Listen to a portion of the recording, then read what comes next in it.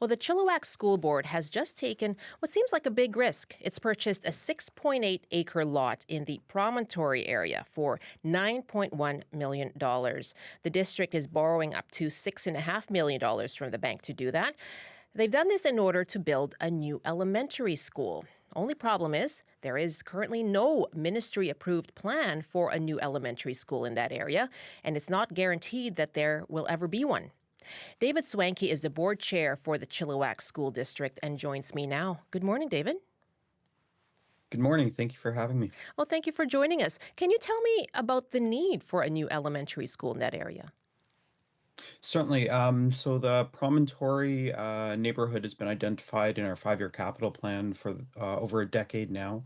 It's been a fast-growing community, and as was pointed out by one of our members of staff, if we were able to open this elementary school tomorrow, we would have it full. So it's definitely a community in need and one that we're keen to invest in for a future school site. Why hasn't it been a priority for the province then? Um, I can't say that it hasn't been a priority for the province. Our biggest challenge has honestly been finding the available property so that we can present that business case to the province. Okay, so now you've done that, is that right? We've been able to find the property, as you indicated, it's 6.8 acres. It's been secured at fair market value.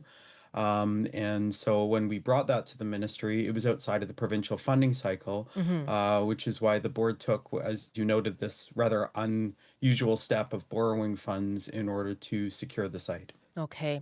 And so how do you see this unfolding now that you've presented this plan? Are you hoping the province will then step up with funding to actually build the school? That's certainly our hope. The first step will be to work with the province and to actually see the site itself funded by the province. So, as you mentioned, it's a loan not exceeding $6.5 million. The additional cost is offset by our school site acquisition charges, which is funding earmarked for the site acquisition. Ideally, we'll get that 6.5 million covered by the province. From there, we would go to a design and build process that would be funded by the province for the school build. And how confident are you that the province will take those steps? I can say the board is very hopeful, pardon me, but I couldn't speculate by saying that I'm extraordinarily confident one way or the other. And what happens if it doesn't get approved? That's going to be I think that exactly is the risk for the board in this moment. The consideration of the board will be, do we accept that debt and look to operational funds in order to offset it? We will have incoming school site acquisition charges, which can help service the debt, but is not likely to pay down the principal. A worst case scenario would be that the board is in a position where they have to sell the property in order to ensure that operational dollars are directed to the classroom Mm. rather than paying down capital costs. And then you're back to square one. Essentially, yes. Wow. And you just hit it there. The concern around dipping into operational budgets that are slated for school programs and supports. I mean, how might this affect that budget? It's difficult to speculate this time. There is some history of what used to be called capital cost share agreements, where boards were asked to contribute out of operational surpluses to capital projects. I can say when I was first elected, there were to a board that was paying down that capital cost share contribution. You're confronted with hard choices between delivering services for students, between supporting staff that are enabling that learning, and your obligation to provide funding for a capital project, which you know is essential to the current and future well-being of the district. And the issue of needing new schools and schools, at overcapacity. This is one that we see playing out everywhere, right? Vancouver, Surrey, New Westminster, Burnaby. Can you give me a sense of how unusual this step is that you have taken, and whether you're thinking this could be a model for others? I'm hesitant to suggest it's a model. I think this is new territory for us.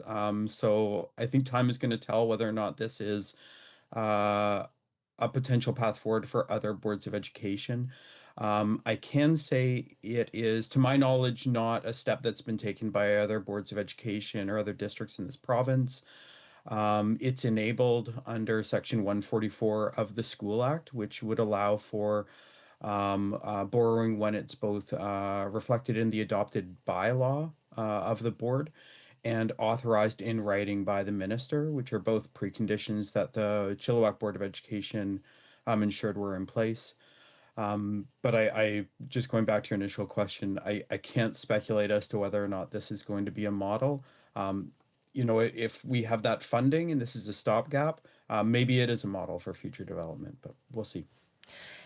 What have you heard from the province on this plan then? To this point, it's been staff working directly with ministry staff. There's been lots of support to navigate this process. Um, there's a recognized need, I believe, that has been a long-standing request of our district. And so there are conversations that we'll have to have with the ministry to ensure that this is communicated and ideally supported in the next provincial budget. But those are conversations that we'll continue to be having in the weeks and months ahead. Yeah, it's a step that I'm sure others are watching. David, thank you very much for explaining it to us this morning. Thank you for your time. Appreciate it. You have a good day. David Swankey is the board chair for the Chilliwack School District.